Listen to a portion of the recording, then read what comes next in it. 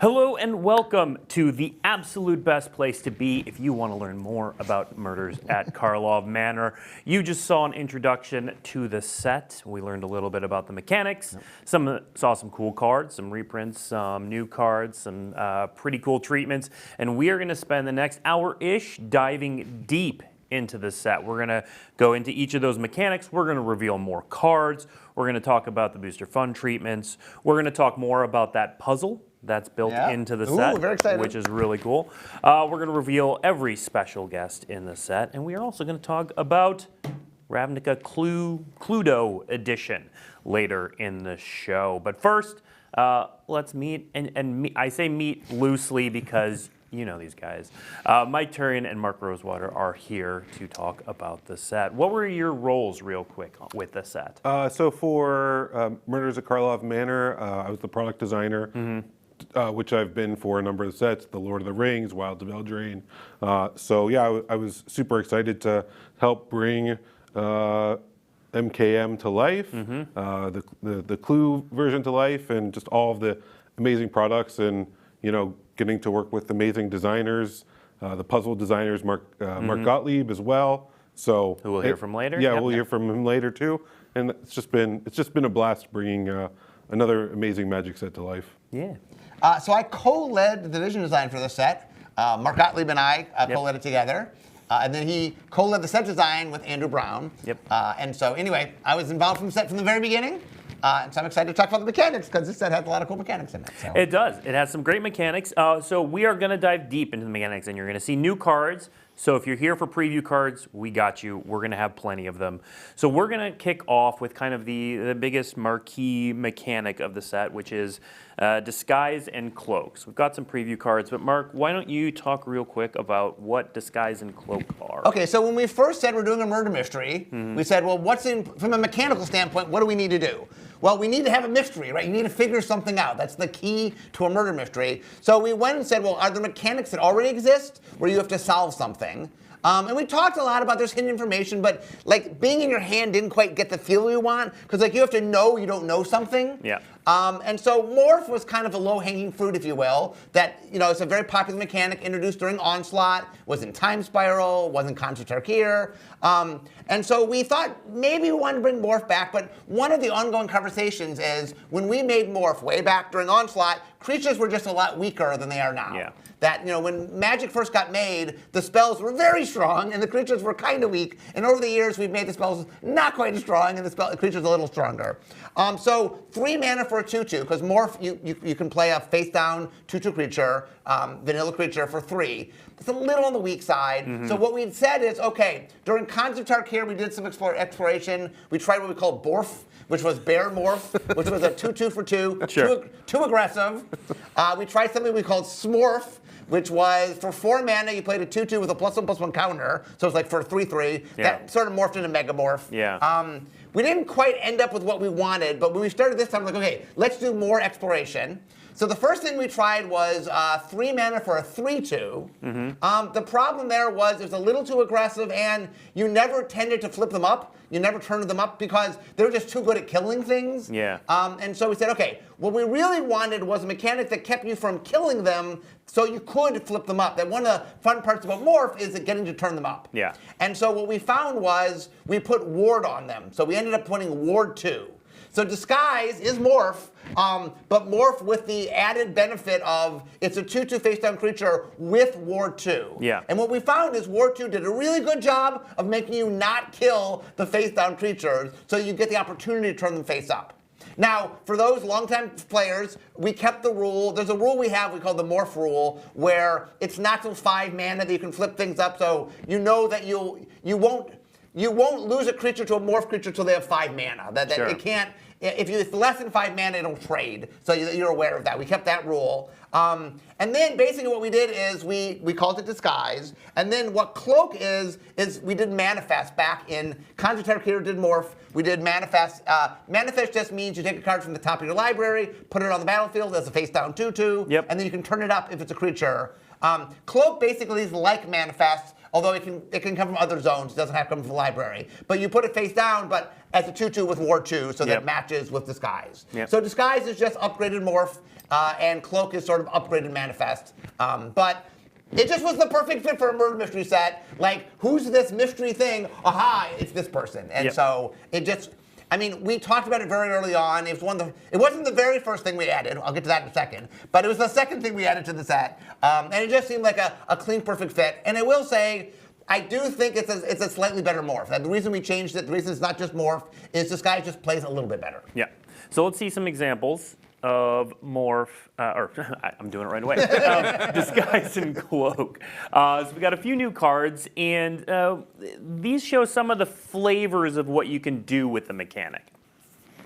Yeah, I mean, one of the things that's always been true about morph is that one of the fun things is I play a creature, it has some value at 3 mana, no matter what it costs, at 3 mana, hey, I get a 2/2, and 2/2 with War 2. So I have a creature that I can use, but later in the game, often, I can turn into something bigger. Now, maybe the creature naturally is bigger, maybe the creature has an effect when you turn it face up. You know, there's a lot of different things you can do with it. And this, we're sort of showing all the different kinds of stuff. But that's one of the things that's great about this kind of mechanic is it is super interactive. There's a lot of design space. There's a lot of really cool cards we can make. And you get a lot of really fun reveal moments, which exactly plays into the trope space we want, where, haha, it's this. Yep. You know? And that morph rule that you were referring to earlier, for anyone who doesn't recognize that. So you'll notice that the 2 cards that have disguise here, that disguise for 2 mana, so you can turn them up for 2 mana, both have 2 toughness. Right, they'll trade. What the 5 rule is if I attack into a 2/2 and they morph it and they don't have 5 mana, I know I won't lose they won't save their creature and I lose my creature. Yeah. They might bounce, we might trade, but at least I know that if they don't have 5 mana, I'm not just having it swallowed up by their creature. Yep. Yeah. So, and that's an important rule we kept it. Even though morph became disguise, the rule still kept. The 5 rule still stayed. And then one of the things I love here about Atrata, right, is like you were talking about morph, you were talking about manifest, and she works with all of them. Right, it's face down. So it's face down. Of course, you know, she's a combo with herself. Yeah. Right, but then like as you go back and you go and find some of your decks that have those mechanics in them. Like she's a perfect addition, as well as of course being an assassin to boost up assassins as well. It's quite fun. We're doing murder mystery, you gotta have some assassins. Yeah, right. You're going to want to build an assassin deck for sure. At some point we'll talk Ravnica, right? Is that later? We're talking Ravnica? We'll get to Ravnica later. Okay. Yeah. There was a comment in chat that I think leads perfectly into our next slide, which is the confusion about if you have morph and disguise in the same deck, which will exist, which we'll talk about later. But we have this helper token right here, a mysterious creature. So this is whenever you have a disguised creature, you can use this as an overlay. And the morph overlays exist from Khans of Tarkir as well. Yeah. And so those do exist to help keep these things straight. And then, I also saw a comment about questions about the limited archetypes. And there are limited archetypes that care about face-down creatures, which is what our next card is. So talk a little bit about this white-green cares about disguise and cloak archetype. So one of the things that we try to do in any set is we like to give each 2-color combination, a draft archetype. And so we decided that white and green could play into caring about face-down things. And so I think this is what we call the gold showcase signpost uncommon. Yep. Yeah, and so it sort of, the uncommon says, hey, if you're playing these colors, here's what you want to do. And so white is the most aggressive color, and so it really likes face down because it can be very aggressive with its things. Green is the color that has the biggest creatures, and so morph is nice in that you can play big things early. And so anyway, just white-green made a lot of sense for being the place to stick that mechanically. Yeah, and I believe, I know Adam Styborski and myself wrote a collecting article. It has a product overview, and I believe in there, I'm 99% sure, it shows all 10 draft archetypes. Right? And so you can sort of go and check that out on Daily and you'll see like, okay, this is what white-green's about, this is what red-black's about, etc. And they all have such fun names because it's a murder mystery set, and I really enjoy the names they give the archetypes. Also, let me ask you a question real quickly. Yeah. Which I'm sure will come up. So obviously, when you mix morph with disguise, I mean, you have to now track them. Yep. One of the things people ask me is like, well, morph works. Why would you change morph? And the answer is, we don't like the future to be victim to the past, right? Like, we made something, and when we made Onslaught, morph made sense, but Magic has changed, and so just because Magic, we have to adapt with the times, and we have to change with the times, and so, like, disguise is just us saying, hey, morph made sense, but now it doesn't right now, and that, look, yeah, maybe if you mix and match them, but we don't want to not adapt things and make things better just because literally 20 years ago we did something. Yep. Yeah. All right, one of the other big flavor home runs, obvious inclusions for a mechanic that it was so obvious we introduced it back at the first look, is Investigate. Which is a returning I mechanic. said before that morph was the second thing we did. Yeah.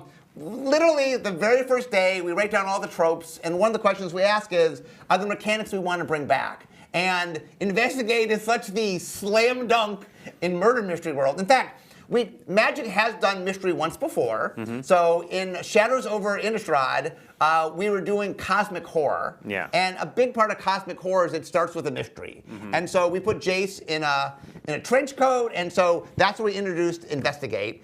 Anyway, it was obvious from day one. How do you do Murder Mystery World and not have investigating clues? So it was literally the absolute first thing we put in the set.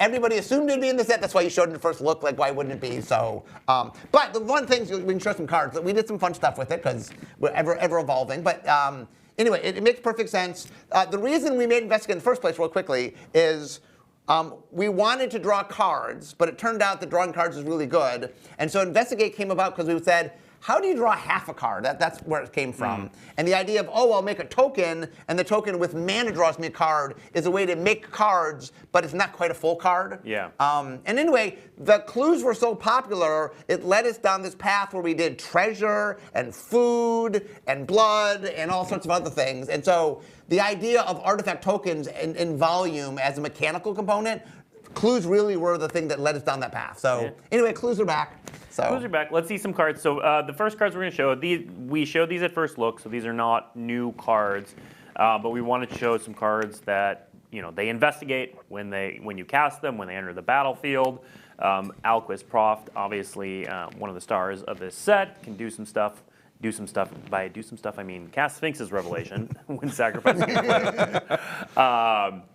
But I did want to, you hinted at it, Mark, focus on, you all took an extra step and put some things in the set that you can do with clues, which is our next slide. So Galvanize, it says if you've drawn 2 or more cards. Clues are a great way to draw 2 or more cards. Crime Novelist says if you sacrifice an artifact. Clues are artifacts. Public Thoroughfare. You can tap an artifact. We've seen that effect before, but this is a twist on it. Yeah, one of the things that we learned, so the nature of sort of design technology is we do something and we build on it. When we did Investigate, the idea of making multiple tokens was kind of a new thing. Yeah. But as we started doing treasure, and then especially when we did food, we learned that kind of it works better if you give alternate ways to use it. Like if you go back and look at Shadows of Innistrad, there was a little bit, but it was mostly you were drawing cards. And in this set, yes, you can still draw cards, but we also give you other tools and other ways to make use of them. And that the more we've done these artifact tokens, the more we realize that, hey, it's kind of valuable to give you different options and have different draft strategies, use them in different ways. Yeah. Yep. And to the point of different tokens, like these are obviously meant within the set to work with clues, but fans are pointing out that treasures work pretty well with Crime Novelist as well. Yeah, that sort of deal. I just want to read the book that the Crime Novelist is reading. It seems like a Goblin Bard. Goblin Bard is a great type line. It's are they writing about the crime that happened in Ravnica? Are they writing about something else? I don't know. Yeah, right. We'll have to wait. Maybe one day. Yeah. That'll be its own set one day. I suspect that I'm not. That's the one pun. I didn't even finish it, but we're going to move on to talk about Suspect, which is one of the new mechanics in this set. And we've already shown Argus Cost was in the debut, so we can put that slide up. And then Mark, talk a little bit about what Suspect is and how it plays in the set. So one of the things, there's a larger thing to handle. I'll talk a little bit about design as a whole, and then we'll get into the Suspect specifically. one of the things that we're always on the look for is how to improve the resonance of design, how to make things even more evocative. And so something we've really started doing, this set is where we did it in force, is this idea of, obviously, if we have cool names, we can take expressions and words and put them in names, put them in flavor text. But the thing we asked ourselves is, how do we write rules text that's the most evocative rules text we could write? How do we get the words of the genre that we're playing with? And so Suspect's a really good example. We loved the idea of a suspect in a murder mystery story is really important, right? There's a victim, someone usually dies. There's a culprit, but we don't know who that is. And then most everybody is a suspect. Yeah. And so we wanted to bring a way to make you the suspect. And we actually, my article that goes up, I think later today, I give a lot of examples, or sorry, next week's article does this, gives a lot of examples of the different ways we tried with suspect. In the end, what we realized was we wanted it to be something that had both a positive to it and a negative to it, so that sometimes you'd want to put on your creatures, sometimes you'd make your creature suspects, but sometimes you'd want to make your opponent's creature suspects. The early version of it was negative, so you just want to put on your opponent's creatures, but we found that it played better if you could do it on both.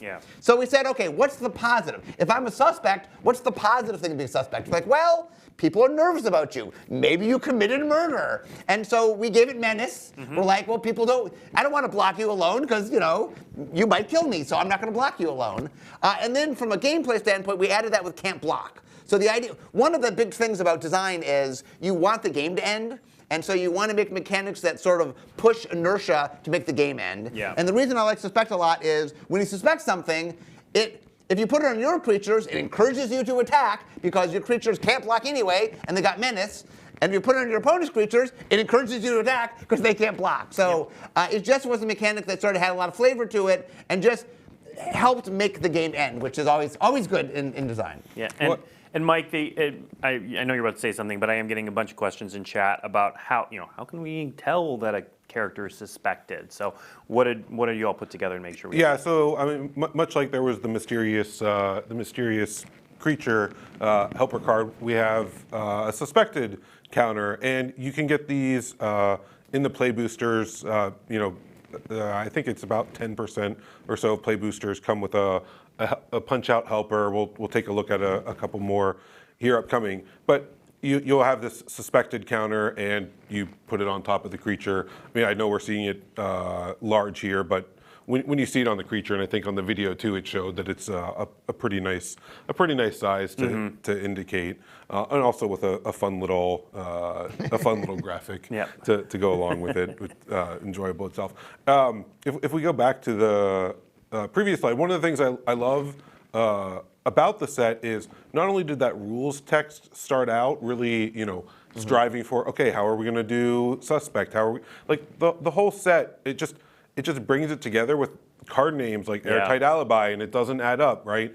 To me, that shows how, starting with the rules text that's really going for that murder mystery feel just continues throughout the art and the names as well. I mean, that's when you think of Airtight Alibi, you think of, well, they're no longer a suspect, and that's exactly what the card does.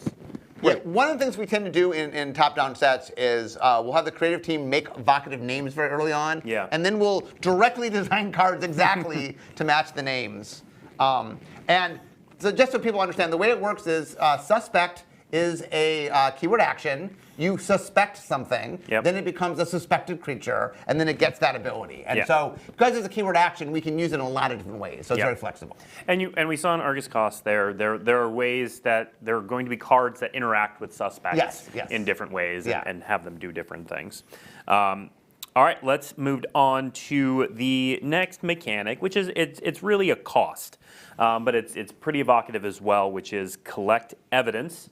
And even though all three of these cards are green, let's point out, it's not just a green mechanic. It just happened to be sort of, we wanted a spread of things, and it all ended up in green. So Mark, tell us about collect evidence. So once again, we really like the idea of just being able to say collect evidence on cards. And so what we did is we said, okay, what could you collect? And we went in your hand, you could collect cards. On the battlefield, you could collect permanents or counters, and maybe you, the player, collect counters. But in the end, the reason we focus on the graveyard is when a detective is investigating, there's two things they're investigating. One is a murder, so dead things, that's in the graveyard, and the past. And the graveyard also represents the past. And so there's something just very evocative about going to the graveyard as a means to do it. And from a mechanical sense, it's also nice because the graveyard is something that grows with time. So it kind of gets gated in a natural way, which is sort of cool. So that, and the idea was, I think we talked about whether we wanted to care about what was in the graveyard or to use the graveyard. And we found that using the graveyard was the best.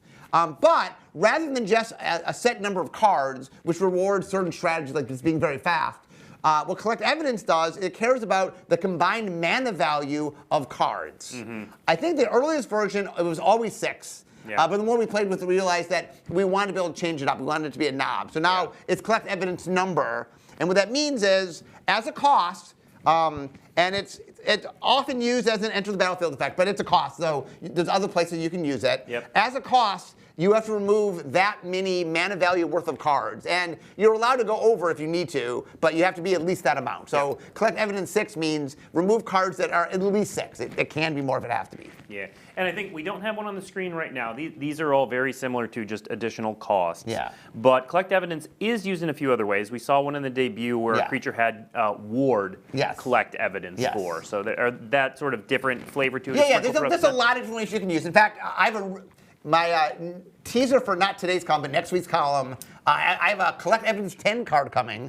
And like, oh, what Collect Evidence 10? Like, well, it's pretty exciting. Obviously, the knob allows us to do sort of big things, and so we can make big swings. But yeah, there's a lot of different ways you collect evidence because it's a cost. Yeah, absolutely. All right, and then the last mechanic we're going to talk about was touched on briefly in the debut video, which are cases. Which they look like sagas, but they're a little bit different. Yeah, so the way cases worked, this is something we've been actually trying to do for a while, since original Zendikar. Zendikar had quests in it that we tried a different version of quests where you had a bunch of different things you had to do, and if you did those things, then you got a reward. Didn't quite work out there. We tried it again on Return to Ravnica. Return to Zendikar. We tried it in Throne of Eldraine. We tried to do quests because there were knights. We tried something we called Crimes in Streets of New Capenna. So we played in the space a lot. We sort of streamlined it. So the way it works is there's 3 components. One is that there's something you have to solve, right? The idea is, we love the idea of case of the blankety blank. That's a trope of detective stories. And we wanted to call cards that. So we knew it wanted to be an enchantment because it's a non-tangible thing. That's what enchantments do well. If it's tangible, it'd be an artifact, but this is a non-tangible thing. So there's something you have to solve. That's the thing in the middle. So like, okay, here's the goal. You're the detective. Solve this. Here's the thing to do. And then at bottom, there's a reward. Once you've solved it, then you get a reward. It could be an effect that just goes off. It could be like an enchantment-like effect. You just get some reward. But then, from a game design standpoint, the first thing, you get something when you play it because it's just too much to like not get something. It's just, you're not going to put the card in your deck. And so basically there's 3 parts. Part number 1 is you get something when you play it that's worth a decent amount of the card, enough that's worth playing. Then you get something to solve, and that's a quest for you to go on. And then when you solved it, then you get your reward. And so it gets the word solved on the card, gets the word case on the card. So there's a lot. You can see we're trying really hard to get a lot of evocative words through the mechanics. And Mike, there's a helper with this as well, correct? Yeah, once again, we wanted to have something to indicate, hey, when it is solved, just so that way, because you're getting, an additional bonus, you still get the initial ability, but then when you solve it, you get the additional bonus as well. And in that way, it's pretty clear that, what state the card's in. And so once again, this is another punch-out counter that comes in packs. And real quickly, one of the challenges is we make different cards. How to lay them out is interesting.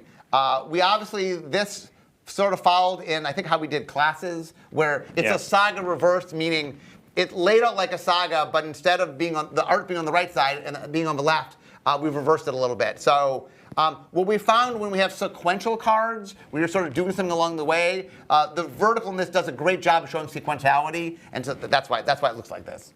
Makes sense. Yeah, and then just just for the people, there are rare cases. I know we're looking at an uncommon. Yep. But there are rare cases. Those won't be in the extended art variant because Much like we've done with sagas. much like we've done with sagas, just because it does with the layout we have, it just doesn't work with that aspect ratio. That was also a completely unplanned transition into our next bit of the show, which is talking about booster fun. And we are actually going to start with extended. We, of course, have extended art cards in this set. The eagle-eyed in chat may have noticed at the end of the video that there was some art. It said Assassin's Trophy. That's our next card. There it is. Yeah, so extended art, Mike. Yeah, so extended art, you can find it in the collector booster. We typically only include it in the collector booster, and what we use it for is, we're going to be taking a look at all of the fun variants today. For the rares and the mythic rares that don't have a variant, we always want to make sure that there's something to sort of zhuzh up your deck, as it were. Yep. And so we do this extended art version.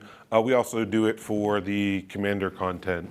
There's extended art rares and mythics of those as well. Because ever since we introduced the borderless with Throne of Eldraine, it's just been. It always looks so outstanding. Yeah. And so it's just fun to see a little bit more of the art, and it really stands out, especially for an awesome card like Assassin's Trophy. Yeah, and speaking of which, Mark, so we've seen Lightning Helix, we've seen Assassin's Trophy. Those are exciting reprints in a standard set. Has the philosophy changed, or how are you all thinking about reprints in standard sets? Well, a couple things happened. One is standard went from 2 years to 3 years, which just raised the bar a little bit for the power level of standard. Yep. And Magic in the last 5 years or so, 5-10 years, has really changed sort of. There's lots more people playing lots of different formats, playing older formats. Yep. And so I definitely think we've sort of rethought a little bit of, we're a little bit more aggressive, I think, with reprints than we used to be. Standard going to 3 years helps a little bit with that. But, we'll get into this in a little bit about why Ravnica, but we're back on Ravnica, and one of the fun things about doing a return is, it evokes very specific cards. There's definitely things that when people think of Ravnica, there's very specific things they think of, and that's kind of fun that we can go back and do that. Yeah, I think that is a great place for us to talk about why Ravnica, because you were saying before the show that this set wasn't initially designed as a Ravnica set. So when we started, we were going to do Murder Mystery World. Yeah. That was the plan. We were going to do Murder Mystery World. A brand new world. Brand new world. And they were, we'll optimize the world. A lot of times when we do top down, we're going to make a world that's this world. We can make every decision to make this. It's a world where murders are happening constantly and people are solving it, whatever. And what we realized was, first thing we realized is it kind of had to have a city, that just murder mysteries require a certain amount of structure to them. And it needed to have law, the law, there needed to be police, and you had to have something in which it meant something. When you were found guilty of a crime, then something happens to you, right? And that, there's other places where the murder mystery wouldn't make as much sense. And so we started building it. It needed to have a city. It needed to have sort of a structured law thing. And the more we built it, the more we're like, wow, this really seems like Ravnica. And then one day we had this conversation, we're like, maybe it just wants to be Ravnica. Because one of the problems with building a new world for a murder mystery is nothing meant anything. Yeah. Somebody got murdered. Who's this person? We've never met them before, but they got murdered, and that. We realized if we moved to Ravnica, the murder victim could be someone you know. It's not just nobody. It's somebody that And the murderer could be somebody. And the murderer could be someone you know, right? So one of the things that was really when the story started and Zagana was spoiler, I guess. Zagana got murdered. People wrote to me, I can't, not Zagana. It meant something to them. And so the reason we ended up, I talked about when we made Ixalan, the idea of a backdrop set, right? Yeah. That we can take a world and do a new mechanical sort of front, but have that be the setting. Yeah. And ironically, we had just made that decision for Ixalan, and we're sort of sitting there going, well, this seems like it wants to be Ravnica. Why are we inventing a whole new world when we already made a world? Yeah. And to answer a question that people ask me, why not Capenna? Why not New Capenna, right? Yeah. New Capenna, it has a 20s vibe, film noir, that. There's a lot of mystery tied to film noir. Yep. The problem was New Capenna, I mean, I guess there is a legal system in some sense, but a world in which people are just constantly killed because there's mobsters. Like it didn't quite have the vibe we needed. Yeah. Like we needed a law to be a little more firm. And so Ravnica just made more sense than New Capenna. We didn't talk about New Capenna. Once we said it needed to be something, we didn't sort of say, like, okay, what should it be? But it really, really wanted to be Ravnica. Like, the world we were building that was a brand new world, like, we were trying to stay off of Ravnica. That was the problem we started running into, is like, we're like, okay, well, let's not do the optimized world so we don't step on the toes of Ravnica. And like, what are we doing? Like, oh, just make it Ravnica. So we made it Ravnica. Well, and then I also really like that, talking about Ravnica, like we just had Ravnica Remastered, right, released recently. And so for the fans, they were like, oh, I want the the guild mechanics and that gameplay, right? It's just like, great, we'll have that set out, so that way you can be like,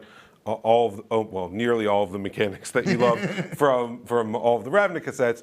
But then here we could really dive into the murder mystery trope and introduce new mechanics that worked better for a murder mystery world. Right. So that way you could sort of get the best of both by playing both sets. And a little side note, this is a behind the scenes thing. One of the things we were worried about when we made it Ravnica was like, oh, but we're not giving you Ravnica mechanically as you know it. And the Ravnica Remastered just happened to be right there on the schedule. Like, we didn't plan it. That wasn't on. It just was there, and we're like, oh, it's somebody telling us that we should just do this because, right before the set comes out, we give you the guild experience of Ravnica. Yeah. So, Yeah. Worked out. Absolutely. All right.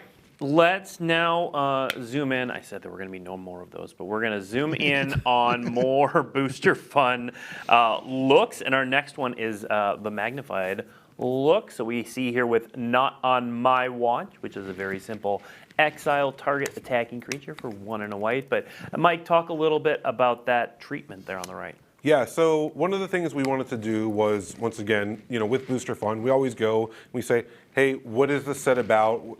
How can we really tap into the resonance? Mark's talked about it from the gameplay standpoint, but then also from the aesthetic standpoint as well. Yeah. And so you can see here, it's sort of, it really is taking a look through a magnifying glass. And a couple things that I really love that were done here. One, it's just, these are all story moments. Yep. Right? So all of the showcase magnified cards, they're all spells, instant sorceries.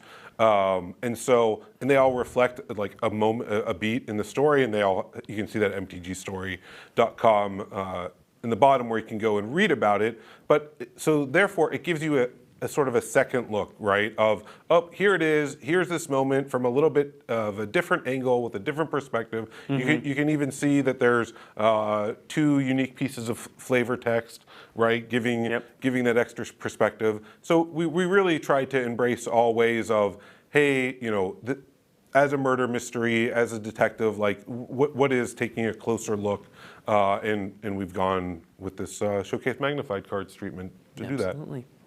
All right, next up, and there is another sort of meta treatment that is on creatures. We're going to talk about that in a second. We're going to look at the promos coming up. You've seen some of these, but not all of them. So these are the 5 cards that you can get in promo packs, and we've got some No More Lies, Speaks to My Heart, as does Lightning Helix, but we've got some pretty powerful cards in this bunch here. Yeah, absolutely. The team, the game design team, typically, like in this case, like Andrew Brown, goes and identifies, hey, what are some uncommons in the set that we think, have a good chance to be played in Standard, sometimes on Commander, other formats, right? And so you see there, a long-time staple, Lightning Helix, really embodies that. Yep. And so, yeah, you get them in promo packs and foil promo packs at stores, typically for playing in events or prizes for those events. Yep. Yeah, I love how you can tell how different fans align with the color pie a little bit by which card in this lineup they're freaking out over. Yeah, No More Lies, Speaks to My Heart. Now let's see some of the different versions of these 5 cards. So main set, of course, outside the promo pack. And then we have Showcase Dossier. So talk a little bit about this treatment. Yeah, so the Showcase Dossier treatment, right, I mentioned how the magnified are instant sorceries. Here we can see the Dossier are creatures. And the reason for that is this is really, like, if you imagine sort of a detective pin board, we saw that in the the video sort of as you're piecing together the suspects and the victims. We really tried to embrace that sort of look and feel of, oh, you're the detective standing at that board, and here are some of the different creatures that, and characters that you think may have done it or may have been a victim. And you can see here with the flavor text there on the whip cracker, it sort of notes. It's sort of in that style. So once again, just another take on the flavor text to sort of embrace the feel we were going here with the showcase dossier treatments. Yeah, and we talked about it before. We don't have a slide for it here, but there's an invisible ink treatment as well, correct? Yes. And or not treatment, but foiling. Yeah, the showcase dossier have an invisible ink version for I think it's 14 of the mythic rare creatures, right? And so now you don't need a black light to see that. I mean, you certainly can get a black light and have a good time, and they work under that. But you can see them with the naked eye, and sort of there's a video that we've shown as part of the first look, and you can sort of see it come to life. And they have like fun doodles, fun notes, and they're just a really outstanding, fun new treatment that we've done. Yep. And we are going to show off one other cool treatment, which we haven't shown off yet. But if people want to know like where and how to find these things, your collecting article, which goes up on WeeklyMTG, is the place to be, right? Yeah, my collecting article. If you're like, hey, I want to know how often in the collector booster I get the showcase magnified cards, right? I have it in there, down to not just like 8%, but it'll, not that that's the number, but it'll say like 8.2%, right? So very precise. We want to make sure that, as people are purchasing the different products, they know what they can get, where to get it. And then also too, because the play boosters new with Murders at Karlov Manor. Yep. Right. Mark did an article a couple months ago highlighting them, and then the collecting article also has more details about the play booster. Yep. Right. We've gotten some more questions about that, and then I know we'll talk about Clue upcoming. Yep. Details about that. Tons of details in that article, and it shows off a lot of the fun content and products as well. Absolutely. Speaking of fun content, it's not a set unless we have really cool borderless dual lands, and these ones are new, and they're awesome, and let's show them. So these are lands with the basic land type, and they do enter tapped, but when they enter the battlefield, you get to surveil one. Yes. So I mean, one of the things that we wanted to do is we wanted to bring some new awesome dual lands. As we were talking about before, Ravnica Remastered had the shock lands in it, and so we wanted to bring a new design to standard. And you can sort of see here, much like the Scry lands previously, Surveil is just another land in that type. And then you can see that they have the basic land types. So always so important. It means you can fetch them up. And then Surveil works great with like the mechanic like collect evidence. Yeah. Right? Because it's just like, oh, maybe you don't want that card or you do want to power up your collect evidence. So it works well in the set. And then in addition to the borderless versions, which you can find in play and collector boosters, of course, we have the main set versions as well. These are also in play and collector boosters, although in collector boosters, I believe they're only foil.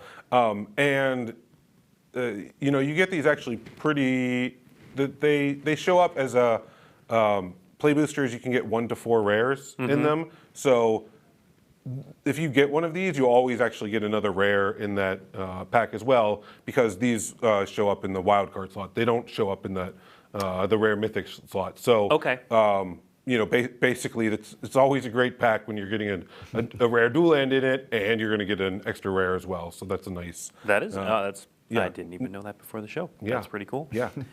All right. That's awesome. Yeah. Okay. So that's our look at the treatments. We did mention earlier that the commander cards, some of them show up in extended as well. So we are going to show off the face cards for the 4 commander decks. And then the decks will be shown off next week by some of our favorite outlets in the community. So let's take a look at the 4 face cards for the decks. First up, we have the Deadly Disguise face card, Coust, Eyes of the Glade. It's not often we see hybrid mana in the casting cost of a commander. Yeah, that's totally true. And one of the great things it does, of course, is it just means that, hey, you can include red and white and green cards in your deck, right? You know, we often see rules text box with extra colors added in, because that's also another way to get that done. Yep. But, you know, for a 2/2 creature, it's good to just cost 2 mana, and so the hybrid mana lets us do that. The other thing is, because we're on Ravnica, Yeah. 3 color, just from an aesthetic, is a little bit weird in Ravnica. I mean, we could do it, but it's nice to sort of not like be 3 color without exactly being 3 color. So Yep. that. Right, Yeah. and you can definitely, the Deadly Disguise, of course, as you can tell from reading cost, right? A lot about face down creatures, turning them face up to your advantage, and you actually even get an extra bonus when you do it. And it's also, it's just such a simple effect, but it's really powerful, really cool. You'll notice it says face down, so it works again with morph, manifest, those sorts of things. But yeah, that is Deadly Disguise. Next up, we have Mirko, Obsessive Theorist in the Revenant Recon deck. So this is a deck that cares about Surveil and also about bringing creatures back from the graveyard when surveilling. I want to point out, like the card before it, this is a detective. I think all of these are detectives. Yeah, I think they're all detectives. Yeah. Yeah, and that just really plays into, of course, the themes of the murder mystery set, right? You want to be filled with detectives, and so here, right, you get bonuses for Surveil, and then once again, you know, Magic's just filled with cards from that have Surveil, and so that's always a fun thing to build around. I also want to point out, as you'll see different detectives, one of the things the set does do is there's lots of different kinds of detectives. Once we made a detective a class, like this is a vampire detective. You'll notice the set is full of just different kinds of detectives. You know, Yeah. It's fun to see, and that each guild I think gets its own detective. Like that we flavor all of it, different detectives in different ways. Yeah. It's fun. So Yeah, and we'll see as previous, and it's not relevant to the Commander decks, but we're talking about it. We'll see as previous season goes on, there are actually cards that care about creatures being detectives. yes, there are. Yeah. All right. Let's see our third card. So this is Morska Undersea Sleuth, a Vedalken fish detective. So it's green, white, blue, and this is the Deep Clue Sea, which is the pun, obviously, for the deck that cares about clues. So it has that whenever you draw your second card each turn, this gets bigger, you have no maximum hand size, and at the beginning of your upkeep, investigate. So you can do all kinds of things with those clues. Yeah, I'm glad you brought up the deck name. It's by far my favorite deck name of the.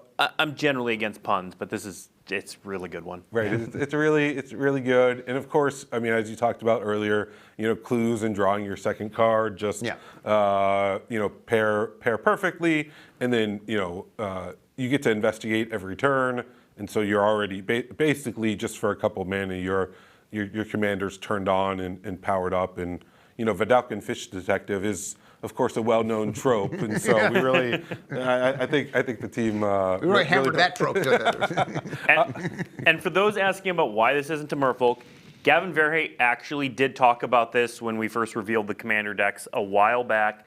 I'm sure if you bother him on Twitter, he will respond again, but he does have a tweet a while ago where he talks about why this was a Vedalken Fish Detective and not a Bant Merfolk for those of us, myself included, who want the Bant Merfolk Commander.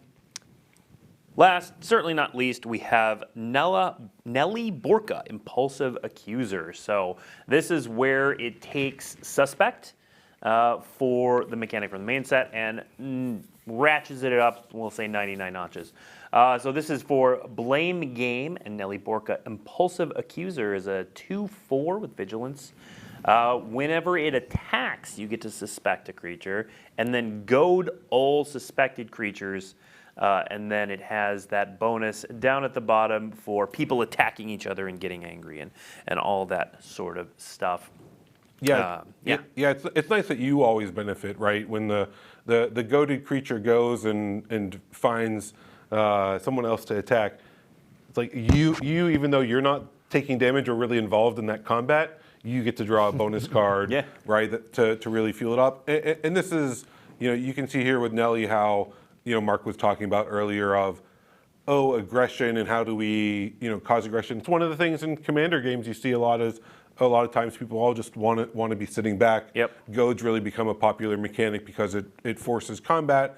And then Nelly also just like, because it's like, if they only leave back one blocker, right, you can either have Nelly become suspected or you can make their creature not be able to block. And so lots of good ways. I'd probably make their creature not be able to block, but it's, there will be situations for everything. Yeah. And then real quickly, on the treatments themselves, you get the treatment you're looking at on the left, that commander. This is a traditional foil. You get that with every commander deck, as well as the foil etched vanity card that we include in the commander decks to, a lot of times people want their commander to be just sitting off to the side, so that way there's sort of a permanent marker of, who my commander is. So, and it's a little bit thicker of a cardstock, so you don't, if you do shuffle it into your deck, it's noticeable. It's noticeable, a little easier to pull out. And then, of course, as it notes, the extended art Nelly is available in non-foil in the collector booster. Yeah. All right. We still have a bunch of stuff to talk about, and we're going to keep talking about it. Right now, the we is going to be myself and Mark Gottlieb, who you notice he's not here. But Mark and I spoke a while ago, so I'm going to throw this to Past Blake to talk about the whole puzzle experience. We've hinted at it. Some pieces of the puzzle have gone out that people have seen, but there is a meta puzzle for Murders at Karlov Manor that is really cool and really in-depth, and it's going to be a really fun experience for a lot of people. So I'm going to throw it to Past Blake and Mark Gottlieb to talk about that puzzle experience. Thanks, Future Blake. We are indeed here to talk about the Murders at Karlov Manor puzzle experience that is woven into the set. And here to tell us a bit more about that puzzle experience is the architect of said puzzle, Mark Gottlieb. And to get us started so people know what they're in for, Mark, why don't you tell us a little bit about your background with puzzles? Great. Yeah, I have been passionate about puzzles my entire life. Back in the day, I wrote my undergraduate thesis at MIT about constructing puzzles and published a couple of New York Times crossword puzzles. I've been on staff at Games Magazine. I've written puzzles for the World Puzzle Championships, Microsoft Puzzle Hunt, 5 different MIT mystery hunts, and I've been a member of the National Puzzlers League for over 30 years. So people should expect a challenge, certainly. But let's get a little bit more specific about this puzzle, Mark. What should people be looking for as they head into pre-release weekend on February 2nd? As far as I'm aware, the puzzle hunt contained within Murders at Karlov Manor is just completely unprecedented. I've never seen anything like it. There will be 13 puzzles in total. The first 12 are independent of each other. And the last one is a meta puzzle, which means you'll need the answers to all of the first 12 puzzles to solve it. It's a capstone puzzle. The hub for the puzzle experience is a website found at ravnicadetectiveagency.com. Starting with the first puzzle that's in the pre-release kits, one new puzzle will unlock on the website each day for 13 consecutive days. And they'll stay up and active. You don't need to solve the puzzles on the day they become available. Now, the way most of the puzzles work is that there are pieces of evidence you need to collect from within certain cards in the Murders at Karlov Manor card set, or from within specific aspects of the set, like the pre-release kits, the bundle, the commander decks, or the art series cards. And then you'll also need puzzle material from the website, like a code key or an interactive grid. All right, so as people work through these puzzles and they come across them and solve them, what do they do with the answers? Each puzzle page on the website will have a box where you can submit an answer to see if you solved the puzzle correctly, and it'll tell you. And the box will also accept partial answers, so if you think you found a clue or an intermediate message, you can enter it there, and the website might tell you, hey, you're on the right track, keep going. All right, and then what are there hints if someone gets stuck? Can they get a little push in the right direction? Yeah, absolutely. The website has some optional puzzle information that solvers can access. You can think of these as hints. I like to think of them as a way to let you customize the difficulty of the puzzle you want to solve. If you want to solve on hard mode, just don't click the buttons. If you don't have time for that, or you think the puzzle's a bit underclued, just get the extra info. That's why we put it there. All right. So some of the geniuses are in our community. Go out there. They solve this puzzle. What do they get at the end? So I do want to emphasize this isn't a race. It's not a contest.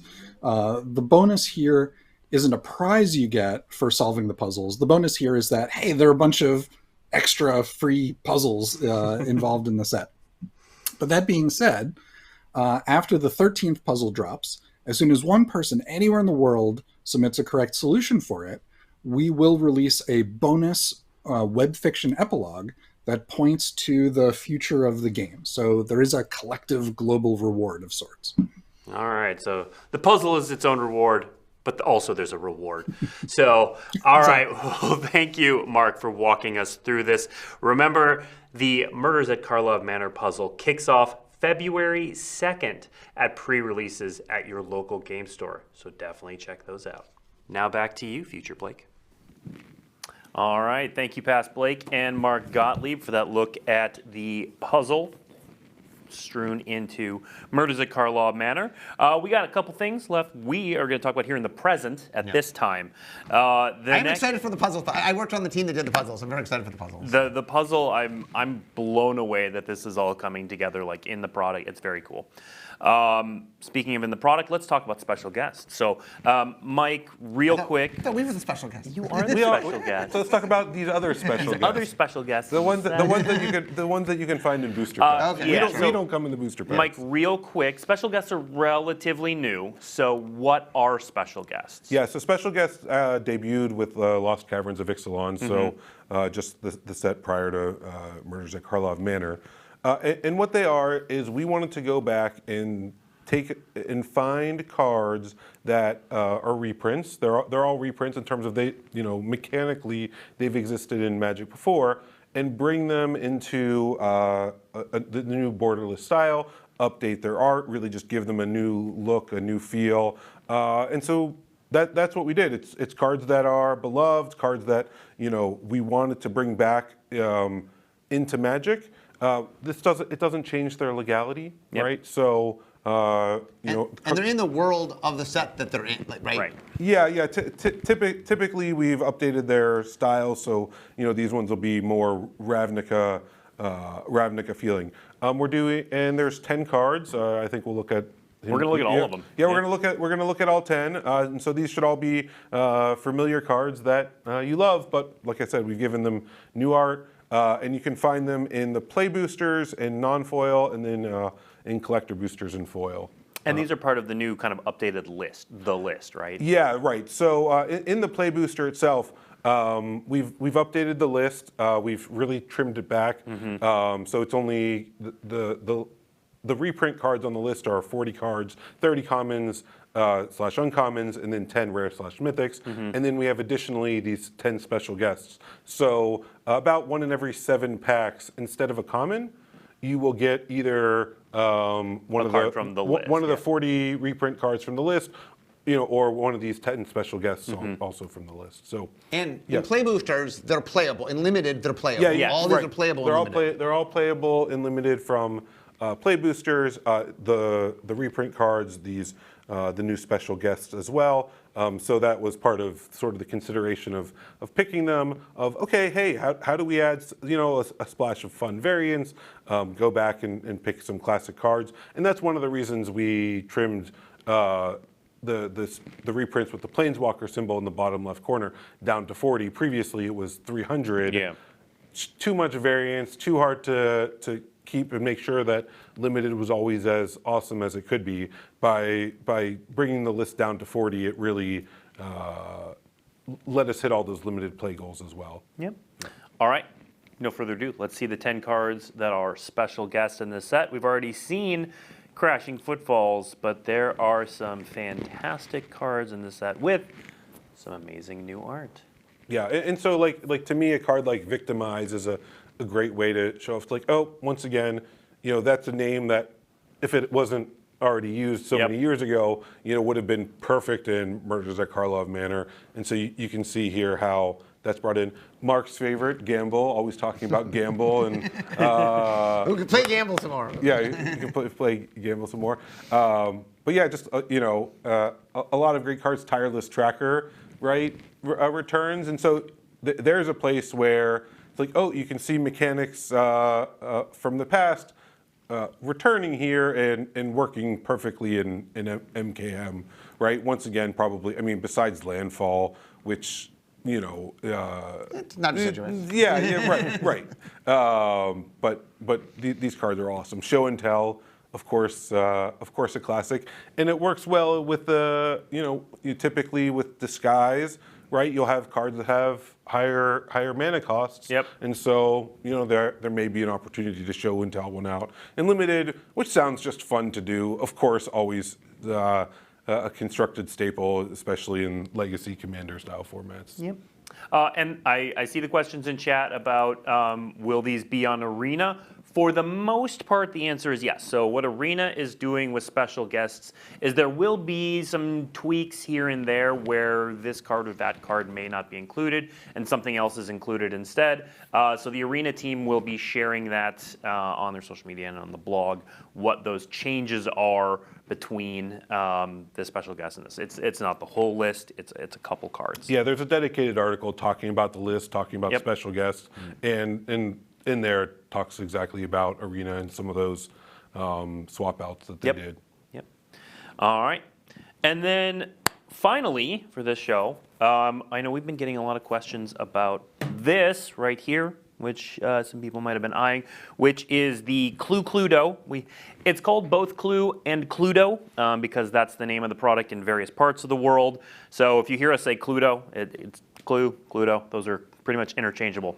But it is this very cool, standalone, self-contained game that, Mike, tell us a little bit how this works. Yeah, so one of the things that we got excited about, of course, is like when you think murder mystery, right? I think the game we all played as kids was Clue, right? And it's like okay, who done it, right? And so we went and said, hey, could we marry the elements of magic with Clue? And we've sort of brought the best of both together. They come in this awesome box, but there's no game board, right? And so instead, you in this box you get 8 20-card packs, right? And you take 2 of them and you shuffle them together, right? So anyone who's played Jumpstart, it's sort of that same sort of feel, and that's your deck that comes with the product. And then you have, as we see here, the so it looks like that. Yep. Yeah, right. So that's the Simic Combine package. So there's always playing with the angle. So there's 20 possible of those. 2 Simic Combine Packs like this, very similar to Jumpstart. Right. You'll get one of these in here. Right, and then you get 8 of the eight of the right. The boosters. You get eight of the boosters. You can see in there. So right. So that's how you build your deck. You take 2 of those packs. You shuffle them together, and then there's the murder mystery piece of it, right? Yeah. You have, I think we showed off Mastermind Plum, the knife, and the library, right? And so you put those into your little confidential envelope there, right? That's solving it. Yep. And then you pass out the rest of the cards. There's 21 in total. It's got the clue, Yeah, like you have your notepad, right? But there's no board. Instead, the way that you ask questions is by attacking the other players, right? And so You play Magic. you play Magic. You're right. You're right. You play lands. You cast creatures, right? And when those creatures attack successfully, when they deal combat damage, that is how you get to ask a question, right? And you'll say things like, "Oh, Blake, do you have Mastermind Plum? With the knife in the library?" And you would look at your hand, and well, if that was your hand, then you could These would pass go me near, a- yeah. Right. If they were all in there, you wouldn't have any of them, so Yep. you would say no, and play would continue. But one of the things I really like about that from a gameplay standpoint is it gives you motivation to attack all of the different players, right? Because you can win the game by playing a game of Magic and just knocking all of your opponents to zero, right? Or you can win by successfully figuring out, oh, it was Mastermind Plum in the library with the knife, Yeah. right? And so that's what it is. You're playing a multiplayer game of Magic with the contents of the box. It's for 3 to 4 players. Of course, for replayability, you can build your own decks, Yep. right? You can bring limited decks, draft decks, more powerful decks. And so if you want to play 5, 6 players, as long as people are bringing their own decks, they can do that. And so it's fun. It's just, it's a new way to play Magic. I really like that you have motivation for attacking, which of course, once again, in multiplayer is always a thing. And you want to say, oh, I want to attack Blake because I haven't gotten information from him Yep. yet, right? Typically, our games have been about 60 to 75 minutes when you play with the contents of the box. So it's fun, it's fast, it's great to play again and again. And I'm just really thrilled with how the product came out in total. And of course, you do get with each one a foil, Yep. a foil shockland, one yep. of the 10. That's not used in the gameplay portion. It's just Cool little bonus. Yeah, it's a cool bonus. We want people to try out and have a fun time with it. So who doesn't love foil shocklands? And they're actually all inspired by the world of Clue, right? So Yeah. I mean, they don't have different names, right? They'll all have, Hallowed Fountain is still Hallowed Fountain. Yeah. It's just sort of, it has a little Has bit the of look of Clue. Yeah. And the other thing I want to point out, so a couple things. So there are a bunch of cool, unique components in here. Here's your little thing to hide your pad and your guesses and your own cards. It's got the confidential sleeve, of course. And then, so there are unique cards in this product, and they are both pieces to play the Clue portion and pieces to play the Magic portion. So we have some preview cards, so let's put some of these up so we can talk a little bit about the unique cards. So this is Mastermind Plum. Right. So Mastermind Plum here, you can see it's a Magic card. So beyond, like when you're playing the Clue version itself, it ends up just, either in somebody's not Magic hand, Yeah. but it's one of Their the hidden information. Their hidden information, right? Yep. Or it could end up in the confidential answer envelope. Yep. Right. And so it's used for that. But then beyond that, we're like, hey, this is a great opportunity to bring these characters that people love from Clue into Magic. And so you can see here we brought them through Universes Beyond. We've given them design. So that way you can build a Clue deck, use them to build a Commander deck.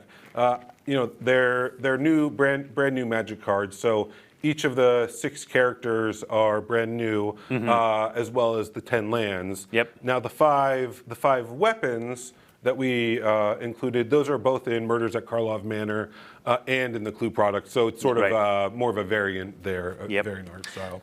So we're also going to show off, because you got to have a person, a weapon, and a location. So let's show off a location as well. This is the library. This is the library, blue-red, right? I think that one of the fun things the team got to do is say, all right. What color is the room? Right. And we added a 10th room, like the classic Clue board game has 9 rooms. We added a 10th because, of course, we have the 10 guilds. Yep. Right? So that was Each guild, 1 room per guild. Yeah, Yeah. one room per guild.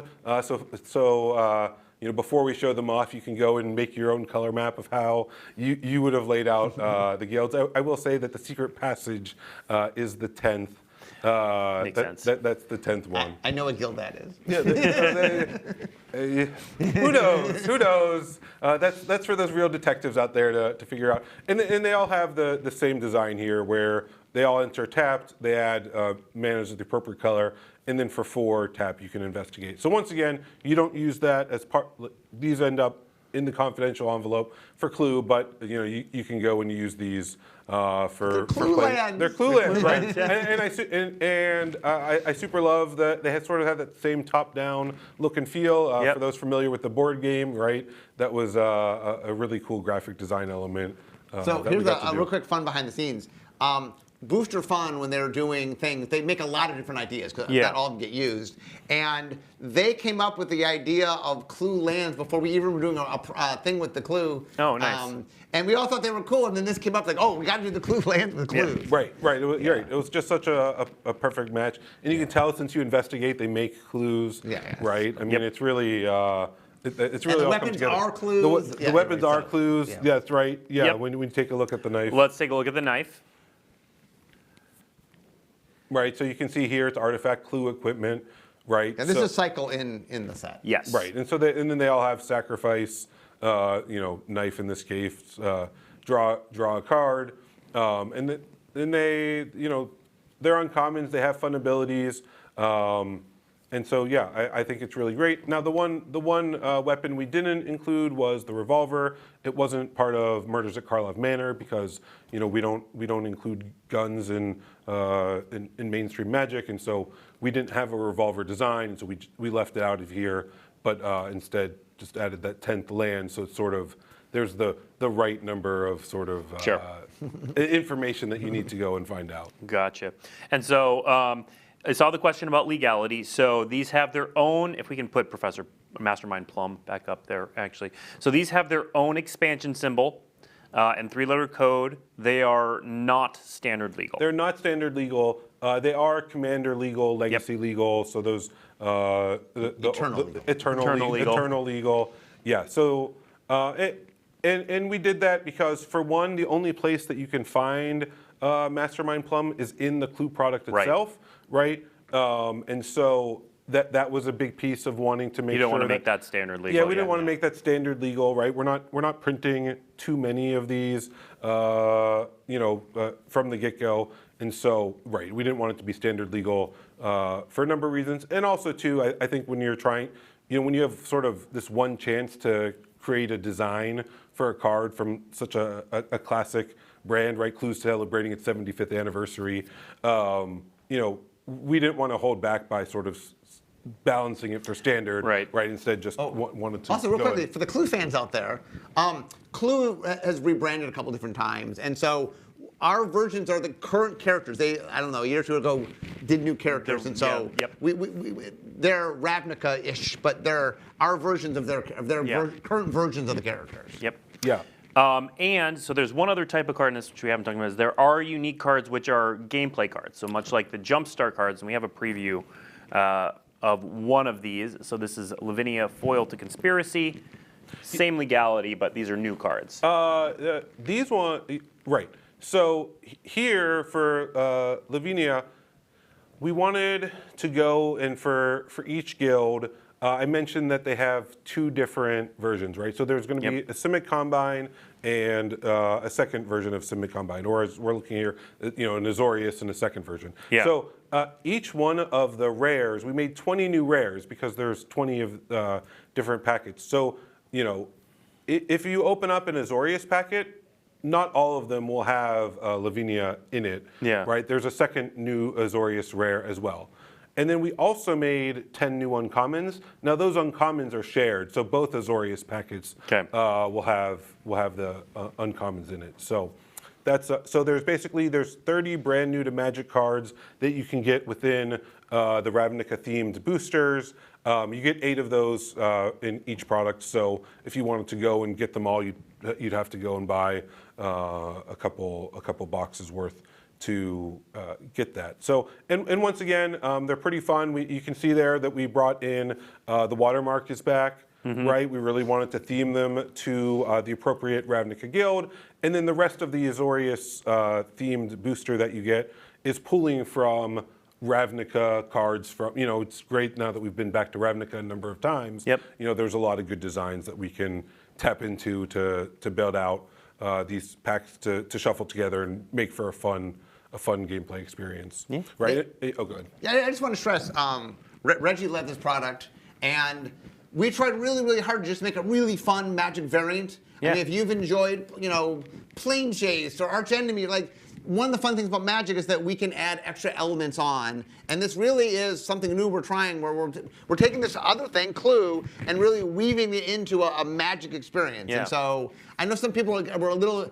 It's a Magic variant. That's what you're playing. You're playing Yep. Magic. We've added some Clue elements on, so there definitely is Clue to it. So it's a combination, but it's a fun Magic variant. So like if you enjoy playing with your friends and having this is just a fun variant. I heartily recommend you trying it. It's super fun. And everything you need to play is found in one of these. Yeah. You get every one of these suspects, locations, and weapons. Yeah, all 21. Yep. All 21 come in one of these, and then you've got these, this notepad for tracking your clues. You get a bunch of these.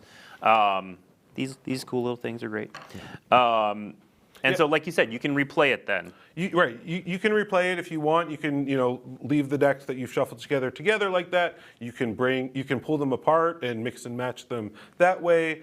You can build your own decks, Yeah, just right? your own decks. You can just build your own decks. You can, and depending on the type of game you want, you can bring decks of any sort of power level. I'd encourage you to include creatures in them because while there is another way to inquire, the primary way that you do it is just by attacking. Yep. Right. And so you saw there with Lavinia Vigilance. That's a great mechanic because you really want to be attacking to solve the mystery. Right. And I don't know if I highlighted this. One of the ways I think the game innovated on the original Clue was if you do make your final accusation and you're wrong, in classic Clue, you're out of the game. Yeah. Right? And my 6-year-old gets to experience this a lot. Where like he feels like he has it solved after 15 minutes and then he has to sit there while we finish the game. Here though, if you guess wrong, if you make that final accusation wrong, you still can play because you can just kill everyone else. And sure, you didn't solve the mystery, but you can keep playing Magic. Yeah, you can keep playing Magic. And so that's one of the ways that we really tried to marry the fun of Clue and the fun of Magic together as well. All right. That, finally, after an hour and 15 minutes, or hour and a half if you count the debut, is everything we have to share today on about Murders at Karlov Manor. But we have another week plus of previews coming up. Previews in earnest start today. You're going to start seeing them around the internet. If you head to dailymtg.com, there's a bunch of useful tools there and articles. We've got your collecting article. We've got your first preview article. We've got the Where to Find article, which tells you where previews are going to be around the internet and all the places, so you can track those down.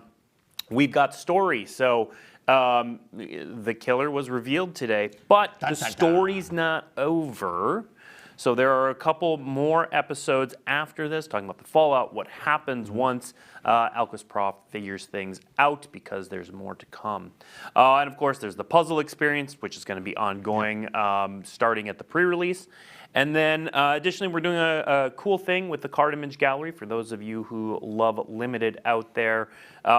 One of the big pieces of feedback we always get is that on the last day, there's a big dump of a bunch of commons, and then people start figuring out the limited format. But we're going to be seeding commons straight into the card image gallery, also found on dailymtg.com, every day. That are just going to be commons that weren't previewed anywhere else, and we'll kind of roll those out slowly over preview season so that you can start getting a feel for the limited environment in addition to seeing the cool, powerful cards. That is everything I have. Next week, we're going to be back. Mike, you're going to be back again. Yeah, we get to play some Clue. We're going to actually play Clue. So if Clue sounds intriguing, but you want to see how it actually plays, we're going to do that next week. So next week, right here, 10 a.m. Pacific time, we're going to be battling. Reggie will be here as well to play Clue and Magic all together in one. Until then, we'll see you next week.